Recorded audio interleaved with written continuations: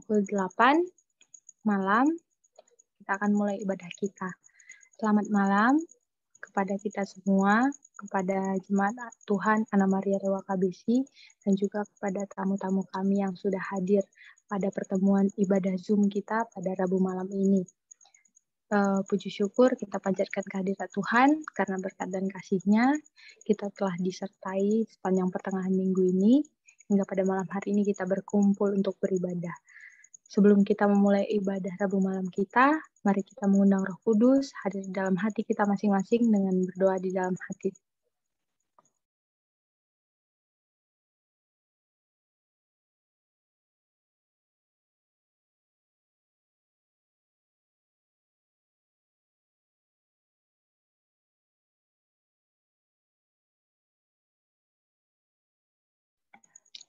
Mari kita puji Tuhan, kita bernyanyi dari lagu pembuka nomor 88. Tuhan peliharakan.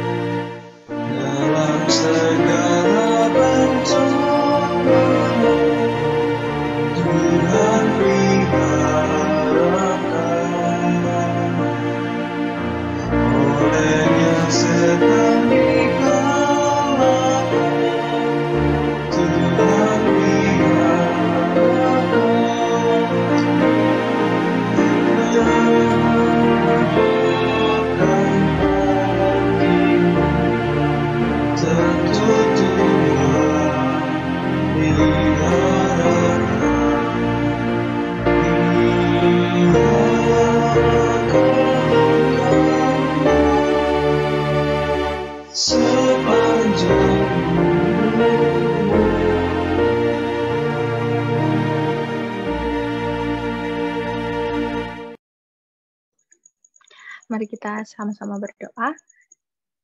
Terpujilah Engkau ya Tuhan, oleh karena Engkau adalah Allah kami, Allah yang patut kami sembah, dan Allah yang telah menyertai kami siang dan malam di dalam kehidupan kami. Tuhan, pada saat ini Engkau melihat dari tahta kerajaan-Mu, kami umat-umat-Mu berkumpul melalui media virtual Zoom untuk melakukan ibadah Rabu malam kami. Hadirlah Engkau Tuhan di dalam setiap hati kami, supaya kami boleh siap menerima firman-Mu pada malam hari ini. Memberkati setiap perangkat yang kami gunakan, biarlah perangkat ini boleh berfungsi sebagaimana mestinya, tidak ada gangguan ya Bapa, sehingga ibadah kami boleh hikmat pada malam hari ini. Ibadah ini boleh menjadi kepujian bagi nama Tuhan dan berkat bagi kami. Tuhan, kami mau berdoa buat saudara-saudara kami yang mungkin belum hadir. Biarlah Tuhan akan ketuk pintu hatinya untuk boleh hadir pada ibadah Rabu malam yang akan datang. Tuhan, kami juga mau berdoa buat saudara-saudara kami yang mungkin dalam keadaan sakit. Tuhanlah yang akan menjamah tubuhnya, memberikan kesehatan. Kami juga mau berdoa buat pembicara kami pada malam hari ini, Saudari Tati Tambunan. Biarlah kiranya Engkau yang akan mengurapi dia, sehingga dia boleh berkata-kata seturut dengan kehendak Tuhan saja. Ya Tuhan, kami adalah manusia yang lemah, kami selalu jatuh ke dalam dosa. Untuk itu Tuhan, kami mau datang meminta ampun atas setiap pelanggaran dan dosa yang kami lakukan. Biarlah Tuhan yang Maha Pengasih juga Maha Pengampun mau mengampunkan kami dari setiap dosa dan pelanggaran kami ya Bapa. Terima kasih Tuhan telah mendengar doa kami. Di dalam nama Yesus kami berdoa. Amin. Baiklah, pada saat ini kita akan dengarkan sebuah lagu pujian yang akan dibawakan oleh saudara kita Elvindo Manulang.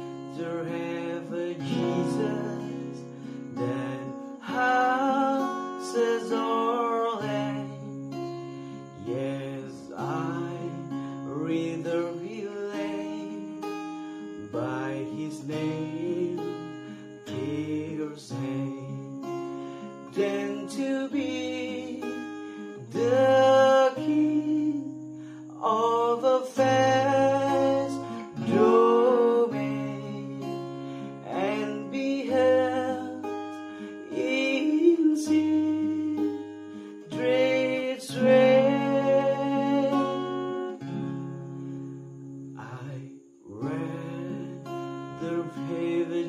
than anything. These words affords today. Walau menjadi raja di dunia atau dicekam dosa, ku memilih Yesus dari semua yang ada di dunia.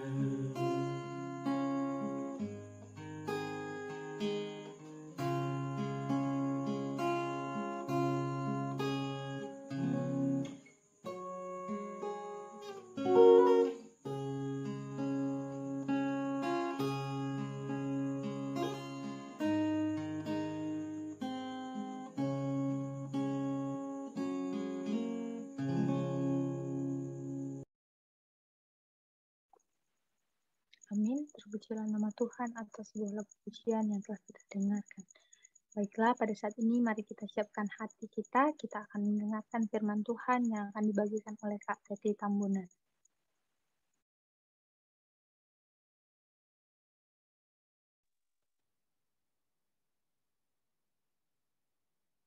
Baiklah, selamat malam bagi kita semua. Selamat malam. Puji Tuhan, kita sampaikan pada saat ini oleh karena kesempatan yang diberikan kepada kita untuk kita dapat berkumpul pada malam hari ini. Kita harus menyadari ini semua terjadi bukan karena kekuatan kita, tapi karena kebaikan Tuhan yang terjadi di dalam kehidupan kita. Pada saat ini kita akan mendengarkan firman Tuhan yang akan saya sampaikan. Mohon maaf untuk seharusnya sebenarnya Ferry yang membawakan, namun karena ada keadaan hujan di sana, jadi dia tidak bisa menyampaikan karena di sana hujannya sangat deras. Akhirnya dia tidak bisa menyampaikan dengan baik karena sangat bising. Namun apapun yang terjadi, tetaplah kita berserah kepada Tuhan. Kita akan tetap melanjutkan acara kita pada malam hari ini. Namun sebelum kita memulai mendengarkan firman Tuhan pada malam hari ini, mari terlebih dahulu kita bersatu di dalam doa. Allah Bapa yang bertahta di dalam kerajaan sorga, terpuji dan termulialah Engkau Tuhan oleh karena kebaikan-Mu kepada kami. Oleh karena kesetiaan-Mu kepada kami yang kurang setia ini. Kebutuhan terbesar kami pada saat ini adalah tuntunan Roh Kudus-Mu. Biarlah Tuhan yang berbicara melalui hamba, dan Roh Kudus-Mu yang menuntun, sehingga apa yang akan hamba sampaikan hanya berasal daripada-Mu saja. Ampuni segala dosa dan pelanggaran kami Tuhan, layakkan kami menjadi anak-Mu dalam nama Yesus kami berdoa. Amin. Oke, baik. Judul firman Tuhan bagi kita pada malam hari ini, jangan takut. Ataupun jangan khawatir. Kalau kita berbicara seperti ini, memang kesannya menyampaikan gampang, gitu. Namun untuk melakukan tidak segampang ketika kita menyampaikan. Karena ketika kita lagi dalam keadaan diberkati, dalam keadaan sehat, dalam keadaan baik-baik saja, kita merasa gampang saja mengatakan, puji Tuhan, saya diberkati, saya sangat bersuka cita. Gampang sekali mengatakan seperti itu. Namun bagaimana ketika di keadaan sulit? Mampukah kita mengatakan seperti ketika kita dalam keadaan baik mengungkapkan tidak masalah ataupun puji Tuhan? Ini yang menjadi pertanyaan bagi kita pada malam hari ini.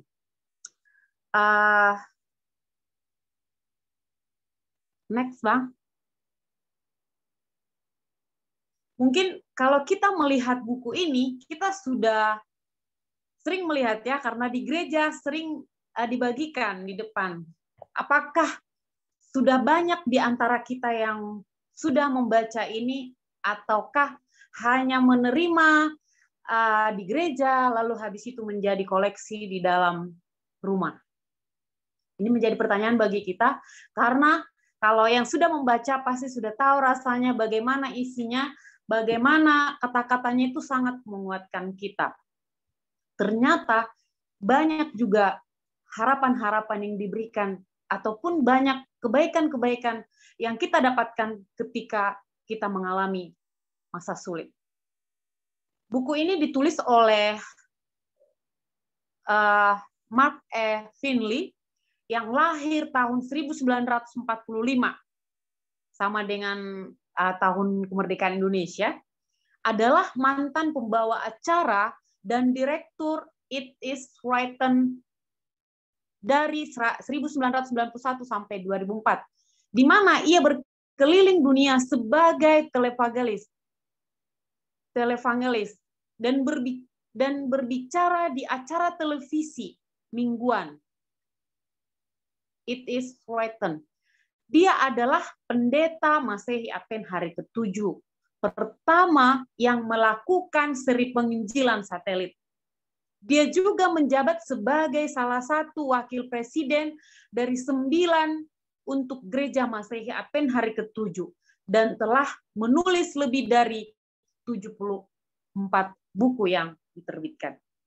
Jadi saya katakan tadi, menjadi pertanyaan bagi kita, apakah buku ini hanya sekedar kita koleksi, ataukah memang benar-benar sudah dibaca. Dan puji Tuhan kalau sudah dibaca, saya merasa ataupun saya percaya bahwa yang sudah membaca pasti sudah merasakan bagaimana isinya itu sangat membangkitkan keimanan kita dan memberikan harapan-harapan pada masa sulit. Next. Senin 2 Maret 2020, nama Indonesia masuk ke dalam negara yang terjangkit virus corona.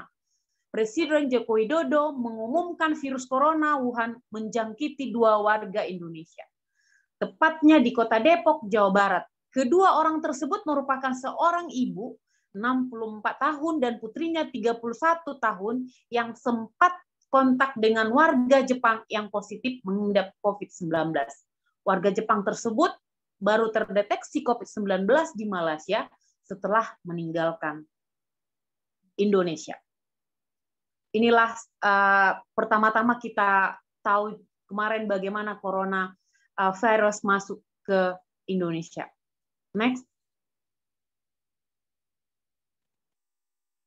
Nah, mungkin kita bertanya-tanya juga dalam hati kita, siapa sebenarnya yang pembuat virus corona ini? Karena banyak orang yang mengatakan apakah memang ini sudah tanda-tanda akhir zaman, ataukah memang ini sudah bagian dari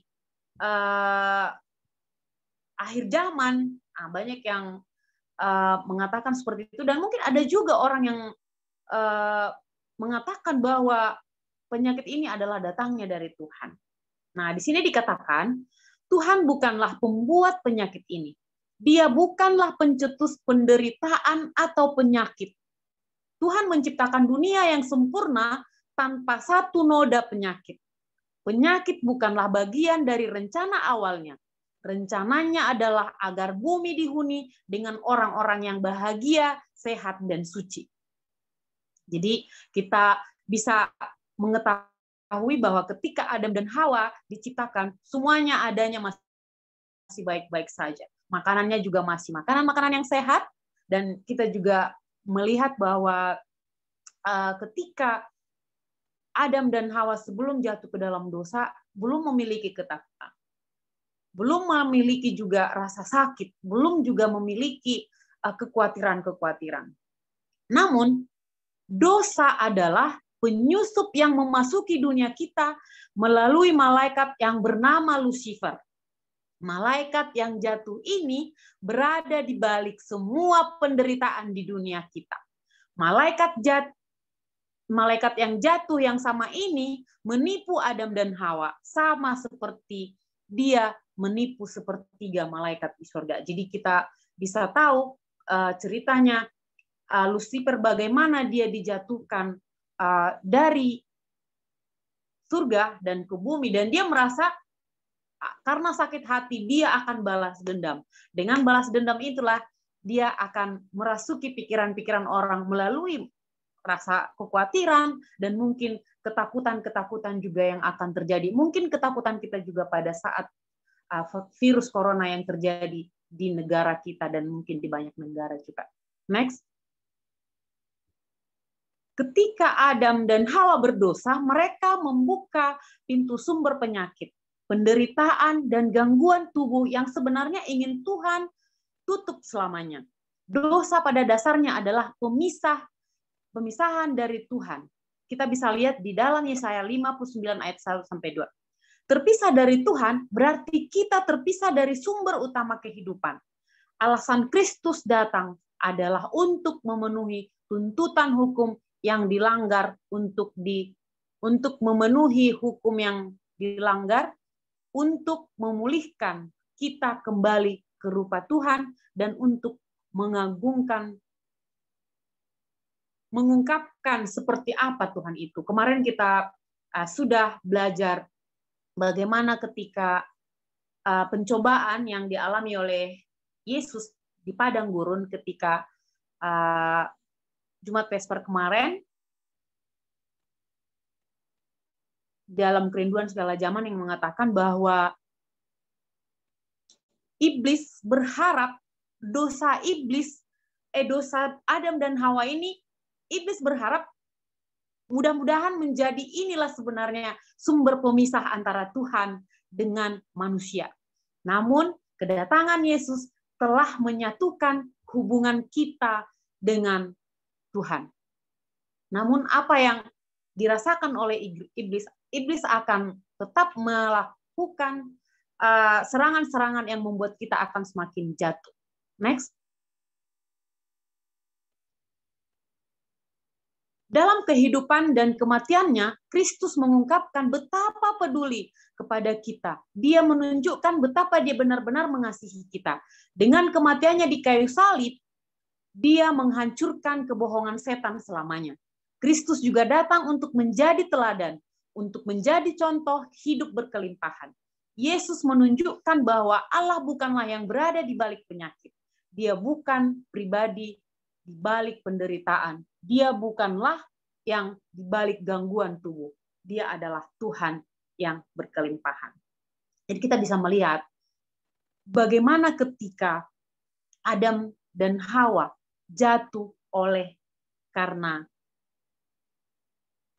tidak bisa menahan selera, namun Yesus bertahan karena penyangkalannya akan selera. Jadi di sini kita bisa bandingkan bagaimana Tuhan yang mempersatukan kita di dalam kelimpahannya. Next. Yohanes Pewahyu memberi kita wawasan lebih jauh tentang kuasa Allah yang menahan. Wahyu menggambarkan para malaikat Tuhan menahan kehancuran yang akan datang ke bumi sebelum Kristus kembali. Kelaparan, gempa bumi, kebakaran, banjir, dan sampar yang kita lihat di sekitar kita adalah cicipan pendahuluan dari apa yang akan datang. Para malaikat menahan kekuatan penuh kehancuran tersebut. Sementara Roh Kudus dengan kuat meminta orang-orang di mana saja untuk membuat komitmen penuh kepada Yesus. Jadi Yohanes memberikan kita wawasan lebih jauh bahwa kuasa Allah yang menahan, bahwa kehancuran yang akan datang akan lebih dahsyat lagi dibandingkan apa yang terjadi pada saat ini. Next.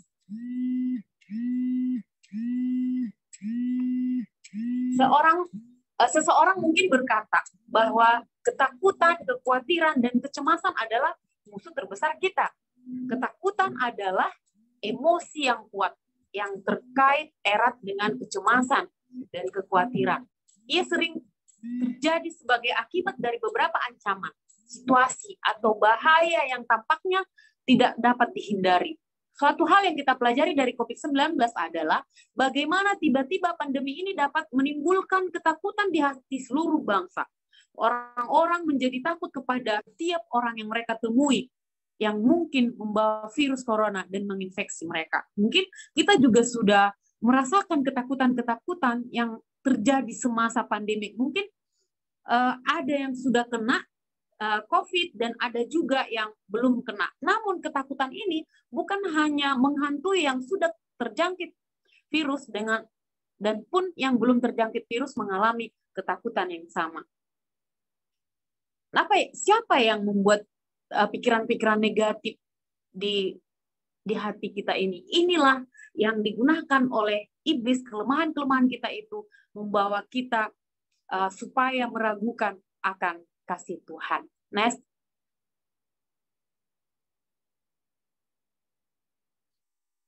Jawaban kepada rasa takut yang melumpuhkan bukanlah bahwa kita tidak akan pernah merasa takut, melainkan bahwa kita memiliki seseorang bersama kita, dan dalam ketakutan kita memperkuat kita untuk terus maju, tidak peduli bagaimana perasaan kita. Kita memiliki Dia yang lebih besar dari ketakutan kita, lebih besar dari kekhawatiran kita, dan lebih besar dari kecemasan kita. Di sisi kita, dan Dia memiliki solusi praktis, sederhana, dan nyata untuk masalah kita.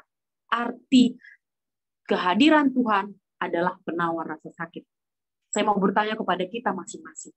Apakah kita sudah merasakan bahwa seseorang ataupun Tuhan bersama dengan kita di dalam ketakutan kita? Ketika kita telah merasakan itu, maka saya percaya kedamaian hati dan kebahagiaan di tengah situasi yang sulit ini pasti sudah kita rasakan. Malah mungkin banyak yang jadi bersyukur. Terima kasih Tuhan, COVID ini telah membawa banyak perubahan di dalam hidup saya. Terima kasih Tuhan, oleh karena COVID ini saya jadi belajar bersyukur. Terima kasih Tuhan, oleh karena saya di PHK atau mungkin gaji saya berkurang, tapi saya jadi belajar bersyukur atas apa yang Tuhan berikan.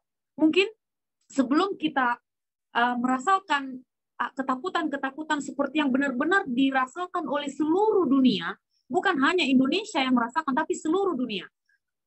Kita juga merasakan ketakutan yang sama. Apakah kita sudah mencari siapa yang memberi solusi yang benar-benar bisa kita rasakan itu?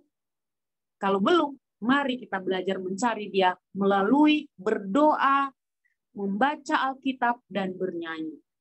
Next. Yesus adalah jawaban atas ketakutan luar biasa yang menghabiskan energi kita, merampas sukacita kita, dan merusak kesehatan kita. Ketakutan harus digantikan oleh iman saat kita menyesuaikan fokus kita. Iman adalah sikap, dan iman adalah percaya kepada Tuhan sebagai sahabat karib dengan mempercayai bahwa Dia mengasihi kita dan tidak akan pernah menyakiti kita. Mungkin kita sering merasa, aku sudah berdosa sekali, kayaknya nggak layak lagi untuk datang kepada Tuhan. Mungkin sering kita mengatakan seperti itu di dalam pikiran kita atau di hati kita. Namun Tuhan tidak melihat masa lalu kita. Asal kita mau meninggalkan dan kita benar-benar mengandalkan Dia, maka Tuhan akan memberikan sukacita dan kesehatan di dalam kehidupan kita. Mungkin masih ada keluhan di dalam diri kita, ataupun sakit penyakit yang masih tetap ada di dalam tubuh kita ini. Namun ketika kita sudah merasa damai karena Tuhan telah pimpin, atau mungkin kita sudah serahkan kepada Tuhan karena kalau dengan diri saya sendiri saya tidak mampu, saya hanya berserah kepadamu Tuhan, maka Tuhan akan memberikan kekuatan. Ketika Tuhan sudah memberikan kekuatan kepada kita, masalah apapun yang akan terjadi, maka kita akan mampu. Namun pertanyaan kepada kita, apakah kita benar-benar menyerahkan? Apakah kita menyerahkan hanya di perkataan kita saja, namun di kenyataan kita menyimpan ketakutan-ketakutan itu di dalam hati kita. Selanjutnya, kita mengingat bagaimana Petrus tidak membiarkan ketakutannya membandiri imannya, sehingga dia kehilangan fokus. Ketika kita dikuasai oleh rasa takut, kita tenggelam, dan tenggelamnya jiwa kita adalah hasil dari tenggelamnya iman kita. Kita takut saat kita lupa. Ketika Petrus mulai tenggelam di bawah badai laut, hanya ada satu hal yang menyelamatkan. Itu bukan keahliannya sebagai nelayan berpengalaman, akan tetapi karena imannya kepada Yesus yang menyelamatkan. Kita juga mungkin pernah sama seperti Petrus. Ketika kita masih percaya, rasanya kita, ternyata hidup ini damai sekali, bahagia sekali hidupku, walaupun banyak permasalahan ataupun mungkin doa-doa saya belum dijawab. Ketika mungkin ada masalah, tiba-tiba langsung takut kita, kayak mana ini gitu kan? Bagaimana nanti kalau seperti ini? Akhirnya kita mulai apa? Jatuh. Namun apa yang membuat Petrus bisa bangkit? Apakah karena dia adalah ahli? Dikatakan di sini adalah ahli dalam laut karena dia adalah seorang nelayan. Di sini dikatakan tidak. Tetapi apa? Imannya lah kepada Yesus yang menyelamatkan dia. Inilah yang menjadi diharapkan dari kita. Apakah kita memiliki iman? Mungkin kita akan tetap, mungkin juga akan mengalami godaan atau mungkin apa. Tapi karena kita belajar bersandar kepada Tuhan, maka kita boleh bangkit kembali daripada kejatuhan kita ini. Selanjutnya.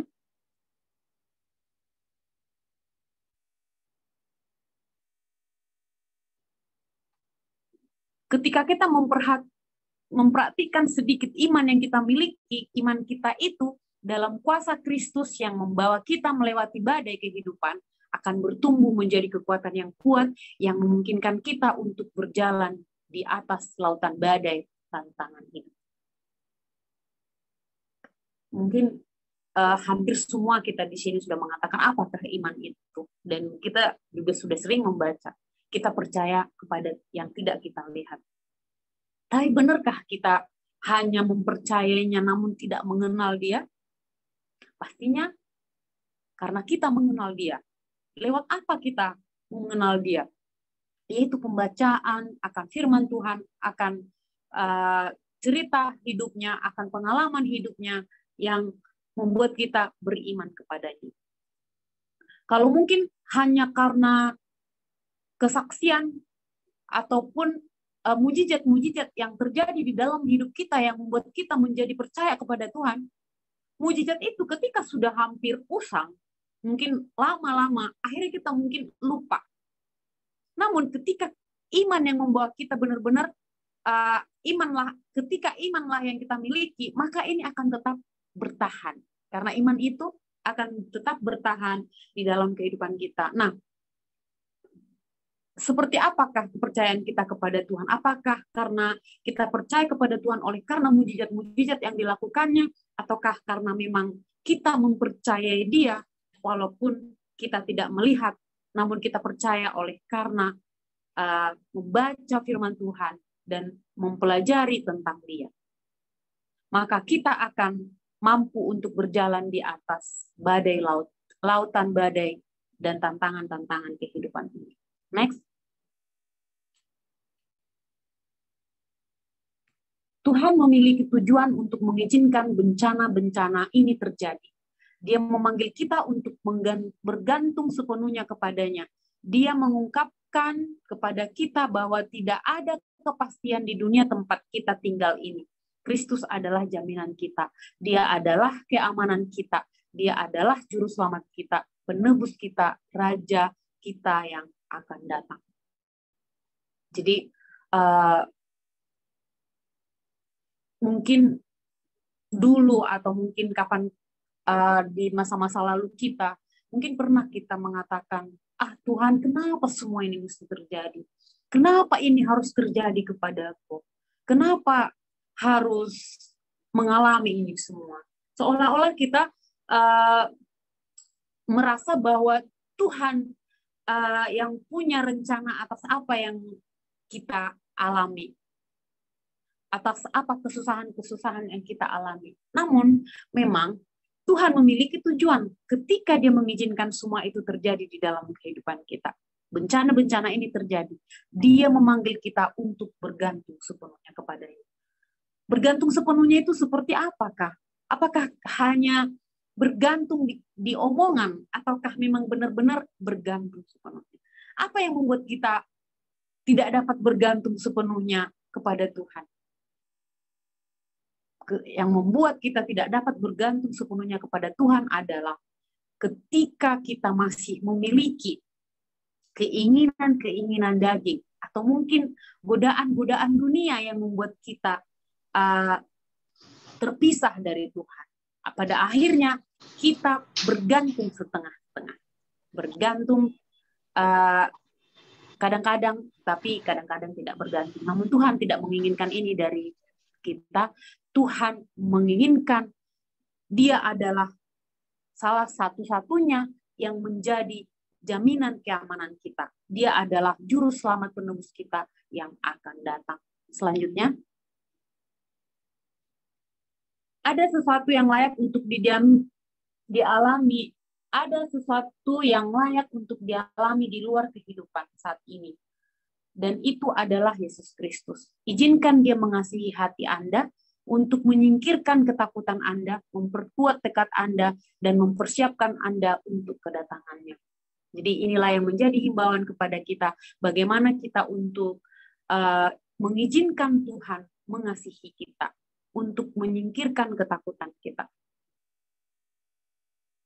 Kita sering juga mengatakan, saya mengasihi Tuhan. Tapi keseringannya memang hanya di omongan. Tapi apakah kita benar-benar mengasihi Tuhan? Tuhan sudah benar-benar mengasihi kita dengan cara telah menebus kita di kayu salib.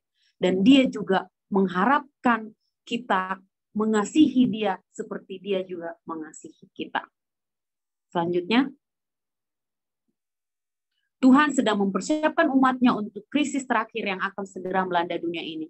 Yesus memohon kepada kita untuk membuat komitmen yang total dan mutlak kepadanya, untuk berjangkar di dalam firman-Nya, dan untuk dipenuhi dengan kasih-Nya, sehingga semua setan dan skema jahat mereka tidak dapat menggerakkan kita. Kita tidak akan terguncang karena Dia tidak dapat diguncangkan, dan mata kita tertuju kepada-Nya. Next. Jadi di sini Tuhan mengatakan kepada kita, sebab Aku ini Tuhan Allahmu, memegang tangan kananmu dan berkata kepadamu, janganlah takut, Akulah yang menolong engkau. Ketika Tuhan sudah mengatakan jangan takut, seharusnya kita tidak takut lagi sebenarnya. Namun apa yang terjadi kepada kita? Ketakutan itu sering menghinggapi kita. Next. Baiklah. Tadi kita sudah mempelajari bagaimana tulisan Martin Lee tadi yang memberikan harapan pada masa-masa sulit di dalam kehidupan kita. Biarlah kiranya apa yang telah disampaikan di sini, bagaimana kita mengatasi kekhawatiran dan ketakutan-ketakutan di dalam kehidupan kita.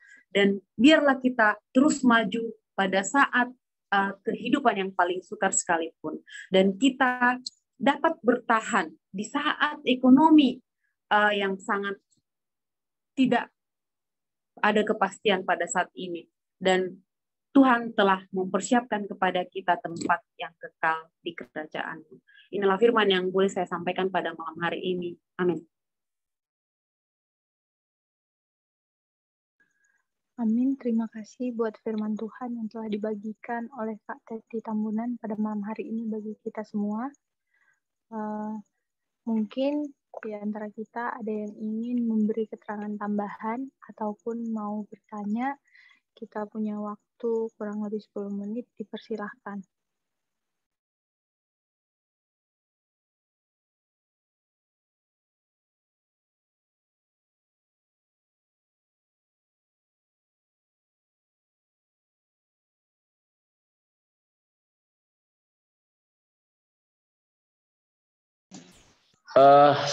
Saya mau buat keterangan tambahan dikit lah, karena waktu kita juga masih banyak. Saya sebenarnya benar sekali yang disampaikan Saudara Tete. Terima kasih, ini menguatkan iman. saya juga pernah khotbahkan tentang Petrus tadi, bagaimana menggambarkan sebenarnya kita umat Tuhan. Kalau kita lihat di Matius 14 itu ya, ayat 22 sampai dengan 33, itu sebenarnya gambaran dari kehidupan kita. Ketika Yesus memerintahkan murid-muridnya mendahului untuk pergi menyeberang, Yesus naik ke gunung untuk berdoa. Nah, ini sebenarnya pelajaran kita. Tuhan izinkan kita mengarungi lautan kehidupan dengan gelombang pasang, angin sakal di tengah malam. Kenapa Yesus tidak ikut di kapal itu? Bisa saja Yesus ikut. Tetapi Yesus ingin menguji iman kita.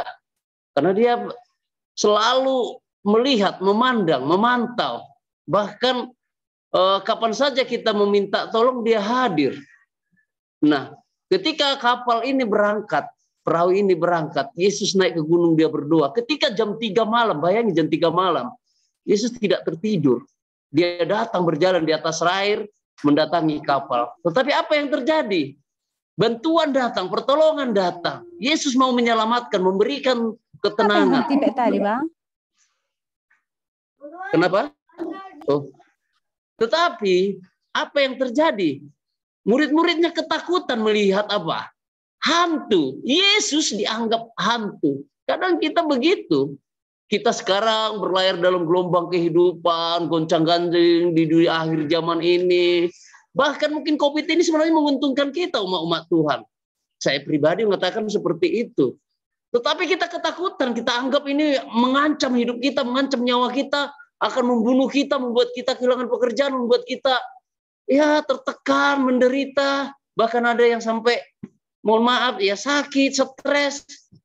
Kenapa ini terjadi? Itulah tadi perjuangan gelombang itu. Sementara Tuhan siap menolong kita, tapi kita mungkin bantuan datang pun kita ketakutan. Oh, jangan-jangan ini apa?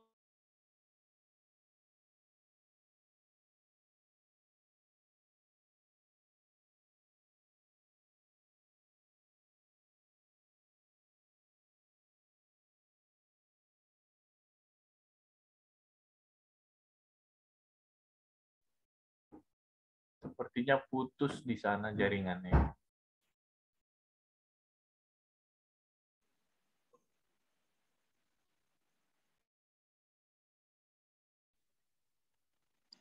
Baiklah, masalah sinyal ternyata. Sambil kita menunggu, mungkin ada tambahan yang lainnya dari Bapak Ibu ataupun saudara-saudara yang lain.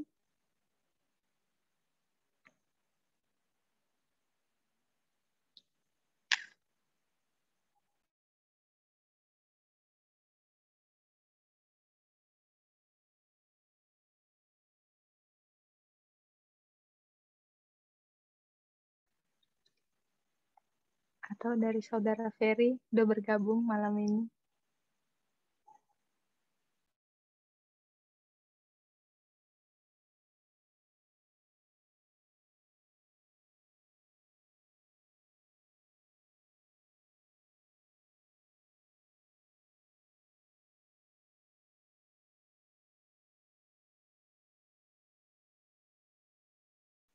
Baiklah, sudah bergabung kembali Pak Bena Baban. Mati lampu di tempat kami ternyata. Oh, iya. Gimana? Mau di akhir saya juga di gimana?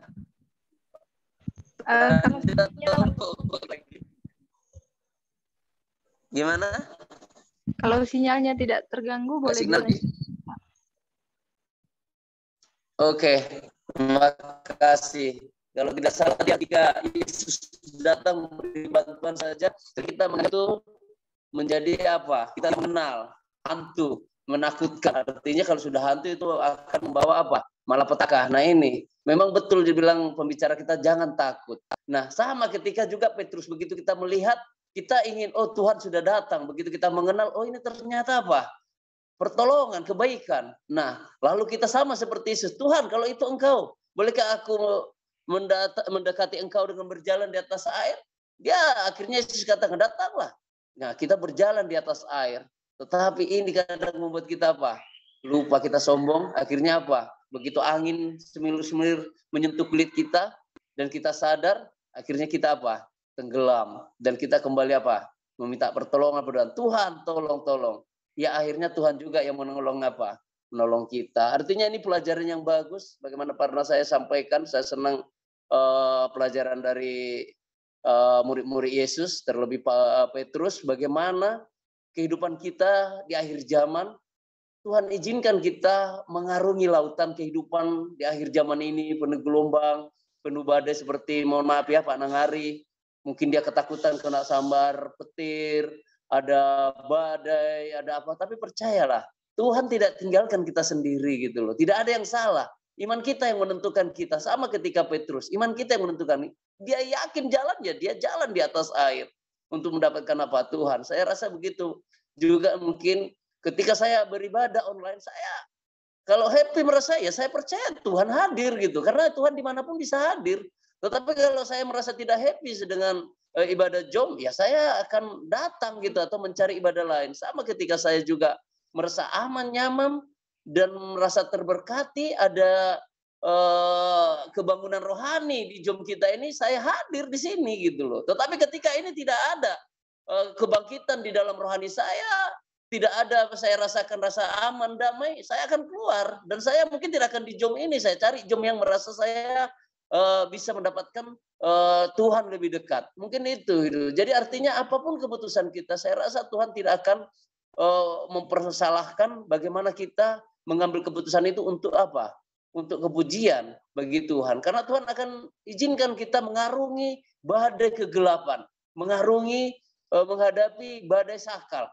Nah, saya percaya, tapi Tuhan juga tidak biarkan kita sendiri di dunia ini, mengarungi dunia ini penuh dengan apa? Kegelapan, ketidakpastian, mau COVID berlapis-lapis, berjilid-jilid, kita nggak perlu takut sebenarnya. Tapi bukan berarti kita juga tak kabur. Dengan apa?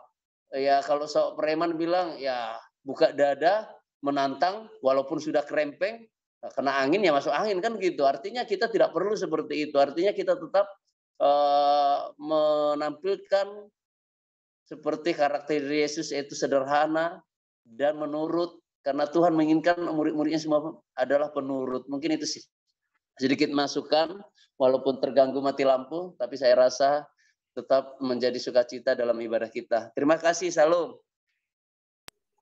Baik, terima kasih kepada Bapak Bina Bapan atas keterangan tambahan yang diberikan. Mungkin ada satu orang lagi yang ingin menambahkan atau memberikan pertanyaan, dipersilahkan. Saya mau bertanya dulu nih. Boleh, silakan Pak. Kira-kira apa yang menjadi simbol atau pertanda kehadiran Tuhan di dalam penderitaan kita? Saya kebetulan, mungkin kita semua tahu ya, bagaimana Yesus pada suatu saat ketika dia tahu bahwa ada orang yang akan mengejar dia menghindar kan begitu. Nah, tapi kemudian di waktu yang lain, ketika Petrus mengatakan, mengapa engkau mengatakan demikian Tuhan? Lalu Yesus malah mengatakan, enyahlah kau iblis. Sama dengan Paulus juga ya. Paulus di suatu saat dia dilarang oleh teman-temannya untuk tidak pergi katakanlah ke Asia atau kemana gitu ya. Dia tidak pergi, tapi di satu sisi bahkan diambil ikat pinggangnya, dia ikat tangannya sama kakinya. Engkau nanti akan seperti ini kalau pergi ke Yerusalem. Tapi dia tidak menghiraukan itu. Bahkan dia pergi juga gitu ya. Jadi maksudnya apakah kalau kita sehat di dalam penderitaan itu juga itu sebagai lambang nyata penyertaan Tuhan, sehingga apabila kita menjadi susah atau katakanlah menjadi mati gitu, kita tidak disertai oleh Tuhan. Kira-kira itu yang mau saya tanya. Terima kasih. Baik, terima kasih buat pertanyaannya. Mungkin di antara kita ada yang mau menjawab pertanyaan Bapak Sigalingging. bagaimana petanda kehadiran Tuhan di hidup kita ketika kita mengalami penderitaan. Apakah salah satunya ketika kita sehat itu sudah pertanda bahwa Tuhan masih hadir? Seperti itu kira-kira pertanyaannya. Ada yang mau menjawab sebelum kita serahkan ke pendeta? Baik ya, mungkin boleh juga nanti ditambahkan yang lain. Jadi bagaimana kita dapat merasakan kehadiran Tuhan dalam kehidupan kita. Apakah hanya sebuah petanda ketika kita sehat gitu ya, atau ketika kita tidak ada masalah, karena dunia hidup penuh dengan masalah kan gitu. Tapi apakah ketika tidak ada masalah menjadi satu petanda, oh Tuhan dekat dengan kita, Tuhan memberkati kita. Jika ada masalah, Tuhan tidak memberkati kita. Ya, jadi mungkin ini adalah satu pertanyaan yang klasik, ya, yang umum. Artinya sering sekali memang kita terkesan berpikir seperti itu. Tetapi tadi juga disinggung bagaimana ketika Yesus mengatakan kepada Petrus, enyahlah iblis. Ya, padahal ketika itu Petrus punya niat baik ya. Ketika Yesus mengatakan, anak manusia aku akan diserahkan, aku akan ditangkap, dipenjarakan, bahkan dibunuh. Lalu Petrus katakan, jauhlah kiranya itu ya Tuhanku. Lalu Tuhan katakan, nyala iblis ya. Karena walaupun niatnya baik, tetapi tidak sesuai dengan rencana Tuhan. Ya, justru menjadi batu sandungan. Tuhan punya rencana, dia menghalanginya, kira-kira seperti itu. Untuk padahal misi yang besar, ya, misi penyelamatan jiwa. Ya, Yesus memang harus menjadi korban penghapusan dosa. Ya, Petrus ingin Yesus itu jadi raja, ya, tidak dieksekusi. Nah, jadi berbeda visi misinya, ya, berbeda rencana Petrus, berbeda rencana Tuhan. Jadi pada saat itulah kita kadang memang bisa kecewa, ya, ketika kita punya visi misi rencana yang berbeda dengan Tuhan. Artinya kalau kita sudah punya visi misi yang sama dengan Tuhan, kita berjalan sesuai dengan rencana Tuhan, apapun konsekuensinya, entah itu penderitaan, ya, sebagaimana yang dialami oleh murid-murid Yesus, pada akhirnya mereka sudah siap untuk itu, ya. Hanya saja karena satu keyakinan bahwa mereka di pihak yang benar, mereka di jalan yang benar. Yesus juga mengalami penderitaan di kayu salib. Murid-murid Yesus juga semua mengalami eksekusi, ya, mati syahid, aniaya. Tetapi mereka merasakan hadirat Tuhan, berkat Tuhan, ya, kedamaian. Nggak ada rasa takut sesuai dengan pelajaran sekolah sahabat, pelajaran kita tadi, materi yang disampaikan. Tidak ada rasa takut. Apa yang membuat mereka tidak takut? Karena mereka benar. Apa yang meyakinkan mereka benar? Apa yang meyakinkan mereka Tuhan dekat dengan mereka? Tuhan beserta dengan mereka. Ya, mereka melakukan segala sesuatunya sesuai dengan rencana dan kehendak Tuhan. Ya, kok pede banget dia bahwa hidupnya sesuai dengan rencana Tuhan? Ya, memang tidak ada pilihan. Kita memang harus peka dengan suara Tuhan. Kita tahu ini adalah suara Tuhan, ini adalah kehendak Tuhan. Ya, kita memang harus memiliki hubungan yang dekat dengan Tuhan melalui doa, melalui membaca Alkitab. Jadi Alkitab menjadi satu ujian standar, ya, apakah kita ini sudah sesuai, ya, dengan rencana dan kehendak Tuhan. Ketika kita yakin betul hidup kita benar, memang kita nggak perlu takut. Memang biasanya ketakutan itu muncul dalam keraguan-raguan, ketidakpastian, benar enggak atau salah enggak atau benar, atau sudah yakin salah, ya udah pasti takut. Setidaknya kita tahu udah salah kita kan, ya udah pasti kita ketakutan karena kita salah. Ya, sama seperti ini sepeda motor. Kalau kita ketinggalan aja, sebenarnya nggak salah-salah besar kan? Bukan kita nggak punya SIM, bukan kita nggak punya STNK, tapi ketinggalan, ya kita pasti takut. Tapi kalau coba lengkap semuanya, ya maaf kata, kalaupun itu nggak baik, kadang berani juga kita nyonggak polisinya kan? Aku buru-buru ini, ngapain kau bikin terhalang jalanku? Wah, pateng-tengan karena beres semuanya kan gitu. Jadi saya rasa sedikit tidaknya itu boleh menjadi satu analogi. Ketika kita hidup benar, ya, ketika kita yakin bahwa kita sesuai dengan firman Tuhan, kita melakukan kehendak Tuhan, ya mungkin itu akan memberikan ketenangan bagi kita. Ya, itu yang boleh saya sampaikan. Terima kasih, Julie, kembali. Baik, terima kasih. Bagaimana Pak Galingging? Ya. Setuju. Baiklah. Sudah Pak? Oke, sudah jelas. Ya, saya pun merasa demikian ya. Ketika ada penderitaan atau masalah datang, kita datang kepada Tuhan, hati kita damai. Itu tandanya Roh Kudus masih bekerja di hati kita, Tuhan masih bersama dengan kita. Baiklah, karena waktunya sudah habis, karena malam ini adalah malam permintaan doa, maka kita akan berdoa. Namun sebelumnya, apabila di antara kita ada yang ingin didoakan atau mengusulkan topik doa pada malam hari ini, boleh dipersilahkan.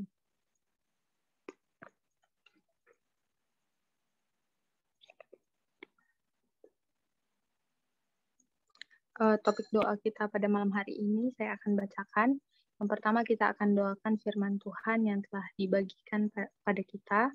Kemudian yang kedua pembicara kita Saudari Teti Tambunan. Kemudian yang ketiga kita doakan Bapak En Sembiring dan Ibu yang dalam proses pemulihan.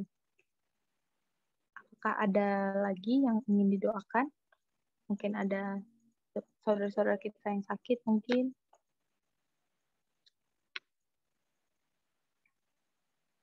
Boleh ditambahkan satu lagi yang keempat, mungkin ujian akhir semester ganjil ya buat anak-anak kita yang bersekolah.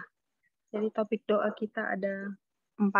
Saya akan ulangi sekali lagi. Nanti untuk yang berdoa, kita minta kesediaan Bapak Kolom Simbolon, boleh?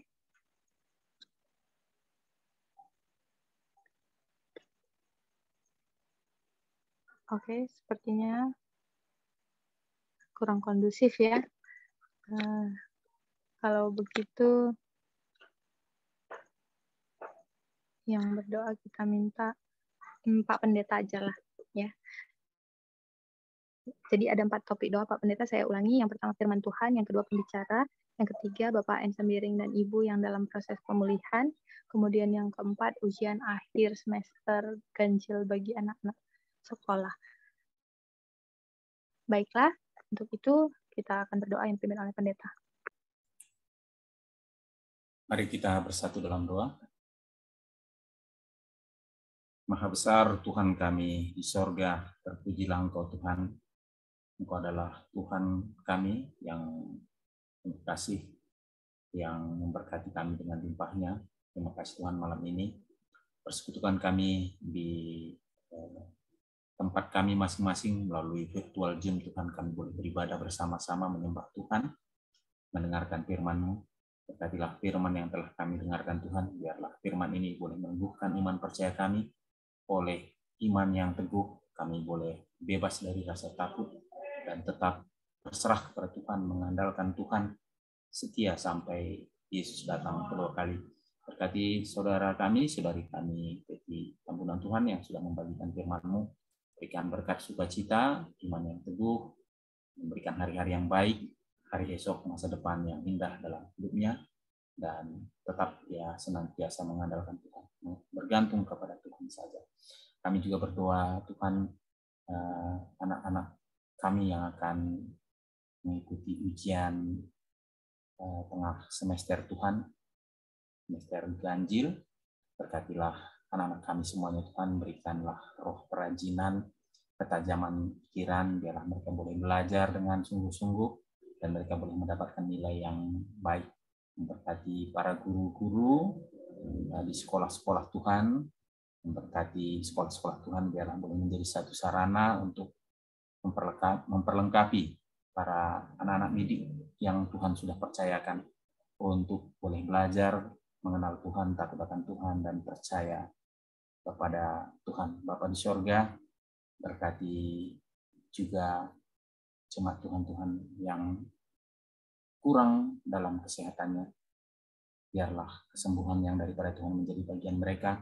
Berkati jemaat Tuhan, biarlah kami senantiasa mengikuti petunjuk dan ketentuan Tuhan, sehingga kami boleh mempertahankan daya tahan tubuh kami, imunitas kami Tuhan, dengan menjaga istirahat kami, Memberikan tidur yang tenang bagi kami sekalian jemaat Tuhan, sehingga kami boleh luput dari segala sakit penyakit, terkhusus wabah yang masih melanda bumi kami ini Tuhan.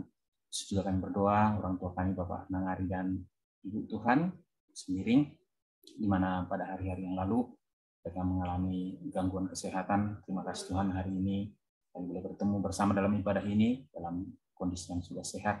Biarlah dalam proses pemulihan Tuhan, Tuhan sempurnakan kesehatan orang tua kami ini.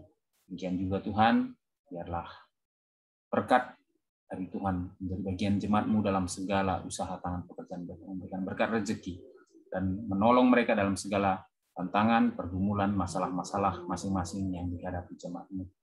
Semuanya kami persembahkan Tuhan, segala berkat-Mu itu untuk puji hormat kemuliaan nama Tuhan saja. Terima kasih Tuhan, mohon ampun atas segala dosa kami.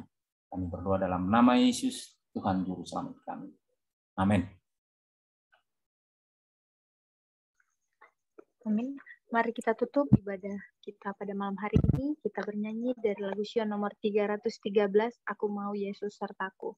Nanti doa penutup oleh Saudari Teti Tambunan.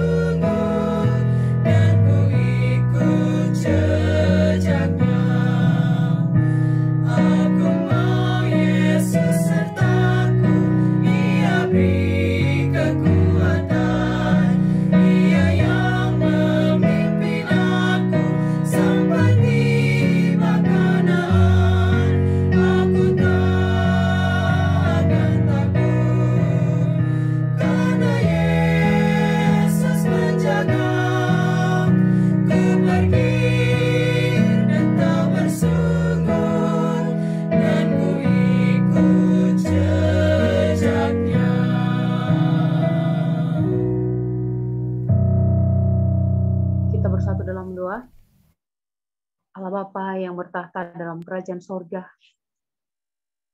Terima kasih Tuhan, oleh karena kesempatan yang Kau berikan kepada kami untuk mendengarkan firman.